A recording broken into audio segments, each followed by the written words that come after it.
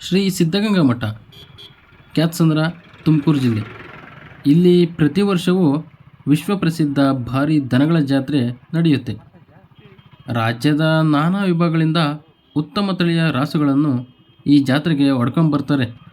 ಎಲ್ಲವೂ ಪ್ಯೂರ್ ನಾಟಿ ದನಗಳೇ.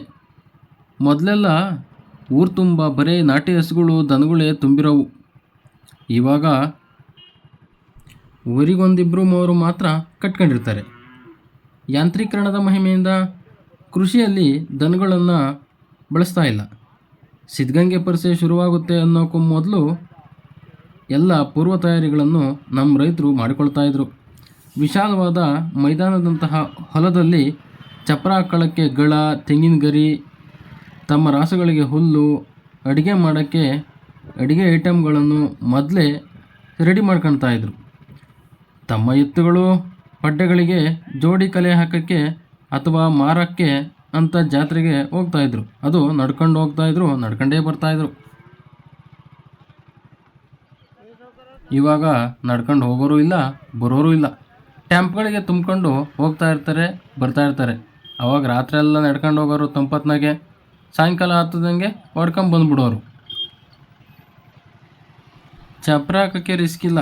ಸ್ಯಾಮೆ ಅಂದವ್ರಿಗೆ ಹೇಳ್ಬಿಟ್ರೆ ತಂದುಬಿಟ್ಟು ಸ್ಯಾಮೆನ ಹಾಕ್ಬಿಟ್ಟು ಹೋಗ್ಬಿಡ್ತಾರೆ. ಇಲ್ಲಿ ನಡೆಯೋ ದನಗಳ ಪರಿಸೆ ಇವಾಗ ಒಂಥರ ಎಕ್ಸಿಬಿಷನ್ ಆಗೋಗ್ಬಿಟ್ಟೈತೆ. ಯಾಕಂದರೆ ನಾಟಿ ದನಗಳು ತೀರಾ ಕಮ್ಮಿ ಆಗೋಗ್ಬಿಟ್ಟವೆ. ಯಾವ ಊರಾಗೂ ಸಿಗೋದೇ ಕಮ್ಮಿ, ಅಲ್ಲೊಂದು ಇಲ್ಲೊಂದು.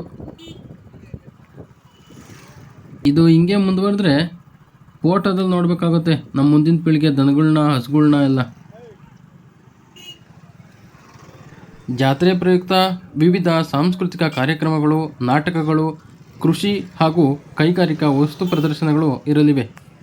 ಸಾಧ್ಯವಾದರೆ ಒಮ್ಮೆ ಸಿದ್ಧಗಂಗೆಗೆ ಹೋಗಿ ಬನ್ನಿ. ಅಳಿವಿನ ಅಂಚಿನಲ್ಲಿರುವ ನಮ್ಮ ದನಕರುಗಳನ್ನು ಆನಂದದಿಂದ ಕಣ್ತುಂಬಿಕೊಳ್ಳಿ. ಊಟ ಮಾಡೋದು ಮಾತ್ರ ಮರಿಬೇಡಿ.